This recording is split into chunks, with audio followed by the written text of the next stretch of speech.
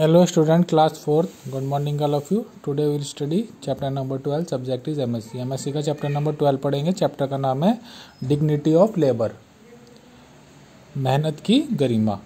Chapter का नाम है और इसमें ये बताया गया है कि मेहनत से जो पैसा कमाया जाता है उसकी हमें कदर करनी चाहिए, उसको बचा के रखना चाहिए, उसका फिजूल खर्ची नहीं करना चाहिए, क्योंकि जो पैसा होता है वो बड़ी मेहनत से कमाया जाता है. तो लेट्स वी स्टार्ट.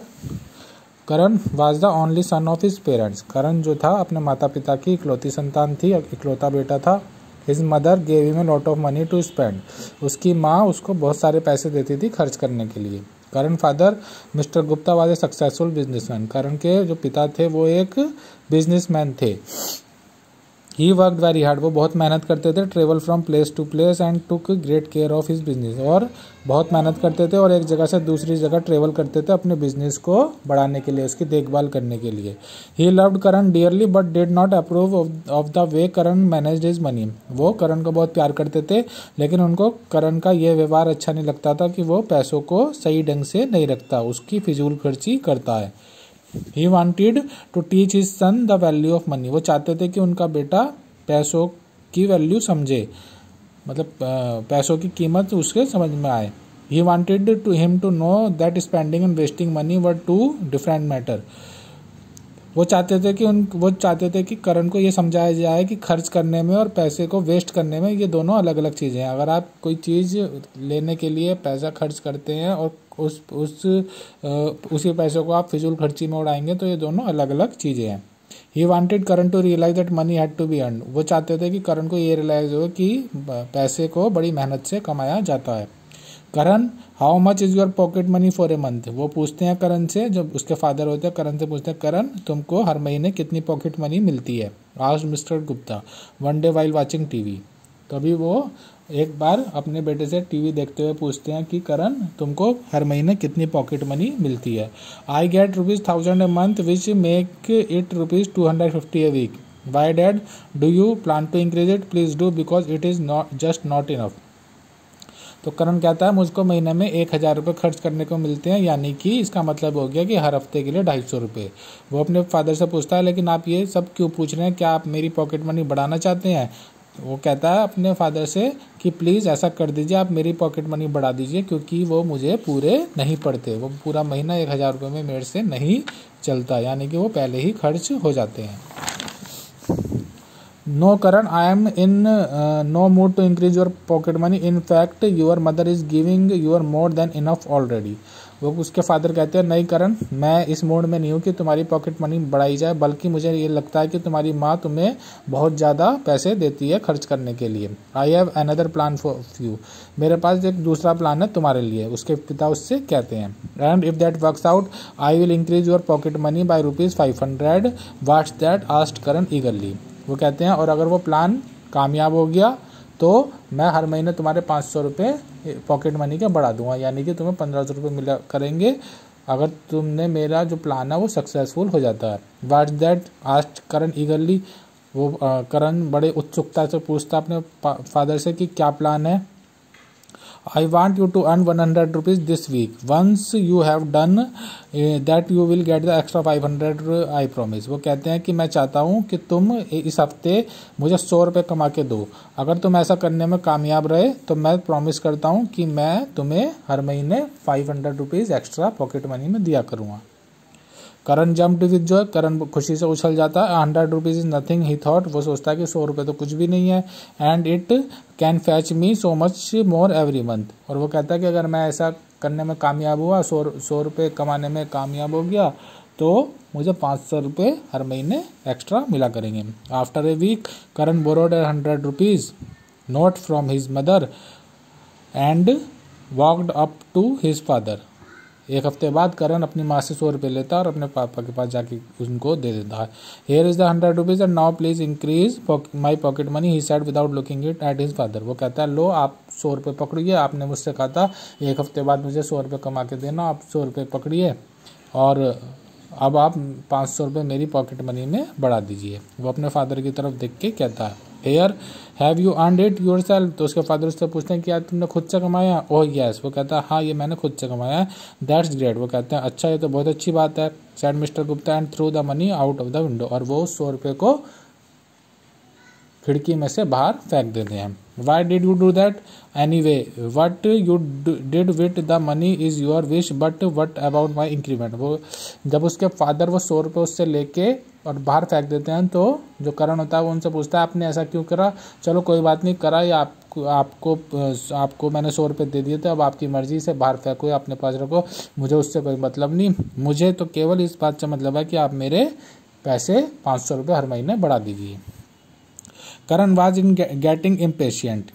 करण जो था ये सब कहने के बाद बड़ा ही इम्पेशियंट हो गया, मतलब कि बहुत ही ज़्यादा पैसे बढ़ाने के लिए वो अपने फादर से रिक्वेस्ट करने लगा।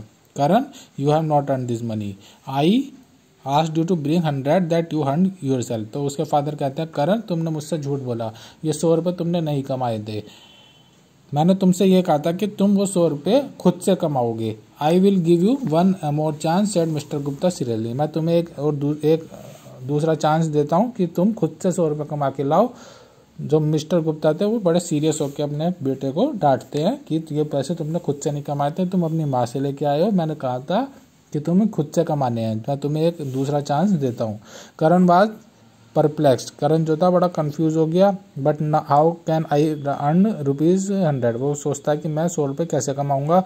ही आस्क्ड हिज फ्रेंड कुमार, वो अपने दोस्त जो होता है उसका कुमार, उससे ये बात बोलता है। Well, I can help you. I think my uncle has a department store. You can go and help in the store for 2 hours after school for a week. I am sure you can make ₹100 in 5 days because he pays ₹10 for an hour. Kumar suggested. जब वो अपने दोस्त से कहता है कि मुझे एक हफ्ते में 100 रुपये कमाना है, मैं कैसे कमा पाऊंगा, तो उसका जो दोस्त होता है कुमार, वो उसे सजेस्ट करता है कि तुम मेरे अंकल के डिपार्टमेंटल स्टोर में स्कूल के बाद जाके 2 घंटे काम करा करूँ। वो हर 1 घंटे के 10 रुपये देते हैं, और अगर तुम 5 दिन काम करोगे 2-2 घंटे तो तुम्हारे पास 100 रुपये हो जाएंगे। तो that's great, let's go to your uncle store. Kumar uncles agreed easily but want Karan that the work was not going to be easy. वो कहता है ये तो बहुत अच्छी बात है, चलो तुम्हारे अंकल के स्टोर पे चलते हैं। कुमार उसको लेके अपने अंकल के स्टोर पे चला जाता है। जो कुमार के अंकल होते हैं वो तैयार हो जाते हैं करण को अपने यहाँ काम करने देने के लिए, लेकिन वो करण को चेतावनी देते हैं कि काम में लापरवाही मत बरतना, ये काम आसान नहीं है। He would have to be on his toes all the time, तुम्हें अपने पैरों पर हर समय खड़ा रहना पड़ेगा। Karan started his work on Monday, Karan जो होता है मंडे से वो काम करने शुरू कर देता है। He was tired after school but the store manager did not bother about that. वो स्कूल के बाद जाके उस डिपार्टमेंटल स्टोर पे काम करने लगता है। वो स्कूल में थक जाता था, लेकिन जो डिपार्टमेंटल स्टोर के मालिक होते हैं, जो कुमार के अंकल होते हैं, उन्हें इस बात से कोई मतलब नहीं होता कि वो थका हुआ है। He made Karan pick up cartons and arrange them in the store. वो करण को कार्टन, जो गत्ते की पेटियां होती हैं, उसको उठा के बोलते हैं इसको स्टोर में सही से लगाओ। He also made him carry different item to the shelf, और उसको दूसरे आइटम देते हैं कि इनको शेल्फ पे लगाओ। The counting had to be done very carefully, और बोलते हैं कि इनकी गिनती बड़ी सावधानी पूर्वक करना। Karan was not allowed even a minute rest, Karan को 1 मिनट का भी आराम नहीं मिलता। The manager was a stern person, he hardly ever smiled, जो मैनेजर था डिपार्टमेंटल स्टोर का, बड़ा ही